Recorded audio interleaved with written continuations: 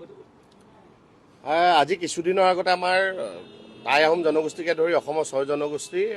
অসম গণ পৰিষদ দলৰ লগত এটা আলোচনাত মিলিত হৈছিলোঁ। তেখেতলোকে তেতিয়া এটা কথা স্পষ্টকৈ কৈছিল যে উচ্চ সদন নিম্ন সদন বা বিধানসভাত 6 জনগোষ্ঠীৰ জনজাতিকৰণৰ বিষয়টো লৈ তেখেতলোকে এক সৰব স্থিতি অৱলম্বন কৰিব, জনজাতিকৰণৰ বিষয়টোক মানে যিমান সোনকালে পাৰে এটা মানে চৰকাৰৰ ঘৰত প্ৰেছাৰ দিব যাতে জনজাতিকৰণৰ বিষয়টো এটা সফলতা লাভ কৰে। আৰু সেই আলোচনা অনুপাতে আজি ৰাজ্যসভাত সাংসদ বীৰেন্দ্ৰ প্ৰসাদ বৈশ্য ডাঙৰীয়াই 6 জনগোষ্ঠীৰ জনজাতিকৰণৰ যিহেতু প্ৰতিবেদন অসম চৰকাৰৰ পৰা দিল্লীলৈ পঠাইছে, গতিকে সেই ওপৰত আলোচনা হ'ব লাগে আৰু অসমৰ টাইমকে ধৰি 6 জনগোষ্ঠীক জনজাতি দিব লাগে বুলি তেখেতে ৰাজ্যসভাত কথাখিনি উত্থাপন কৰোঁতে আমি দেখিবলৈ পাইছোঁ যে কংগ্ৰেছৰ নেতৃত্বত বিৰোধী দলে এটা হুলস্থুলীয়া পৰিৱেশ সৃষ্টি কৰি বীৰেন্দ্ৰ প্ৰসাদ বৈশ্য ডাঙৰীয়াৰ যিটো প্ৰস্তাৱ, এই প্ৰস্তাৱটোক নস্যাৎ কৰিবলৈ চেষ্টা কৰা আমি দেখি পাইছোঁ। পোনপটীয়াকৈ তেখেতলোকে 6 জনগোষ্ঠীৰ জনজাতিকৰণৰ বিৰোধিতা যে কৰিছে এই কথাটো কিন্তু আজিৰ তাৰিখত আমি স্পষ্ট হৈ পৰিছোঁ।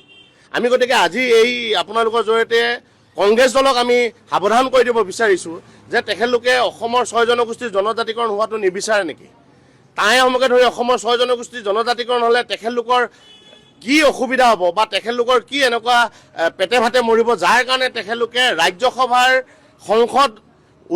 উত্তাল কৰি এই বিষয়টোক বীৰেন্দ্ৰ প্ৰসাদ বৈশ্য ডাঙৰীয়া উত্থাপন কৰাত বাধা দিছে। ইয়াতকৈ লজ্জাজনক বিষয় কিন্তু অসমৰ ৰাইজৰ কাৰণে কেতিয়াও হ'ব নোৱাৰে, অসমৰ 6 জনগোষ্ঠীৰ কাৰণে ইয়াতকৈ লজ্জাজনক বিষয় হ'ব নোৱাৰে। কংগ্ৰেছ চৰকাৰে আজি অত বছৰে এই ধৰণৰ আভুৱা ভাৰী অসমৰ টাই আহোমকে ধৰি 6 জনগোষ্ঠীক অন্ধকাৰত ৰাখিলে সেইটো আমি দেখি আহিছোঁ, যাৰ কাৰণে কংগ্ৰেছক আমি 15 বছৰীয়া শাসনক আমি উফৰাই পেলাবলৈ আমি কোনোদিনে কুণ্ঠাবোধ কৰা নাই, কোনোদিন আমি কুণ্ঠাবোধ নকৰিলোঁ। দুজনকৈ আহোমৰ মুখ্যমন্ত্ৰী থকাৰ পিছতো কিন্তু টাই আহোমকে ধৰি অসমৰ 6 জনগোষ্ঠীৰ জনজাতিকৰণৰ বিষয়টোক গুৰুত্ব নিদিয়া কংগ্ৰেছ দলে এতিয়া যিহেতু অসম গণ পৰিষদ দলৰ সন্মানীয় ৰাজ্যসভাৰ সাংসদ বীৰেন্দ্ৰ প্ৰসাদ ডাঙৰীয়াই এই দাবীটো সংসদৰ মজিয়াত উত্থাপন কৰোঁতে তেখেতলোকে যি পৰিৱেশ সৃষ্টি কৰিছে তাৰ কাৰণে আমি তেওঁলোকক সকীয়াই দিব বিচাৰিছোঁ, কংগ্ৰেছ দলক আমি সকীয়াই দিব বিচাৰিছোঁ যে এই ধৰণৰ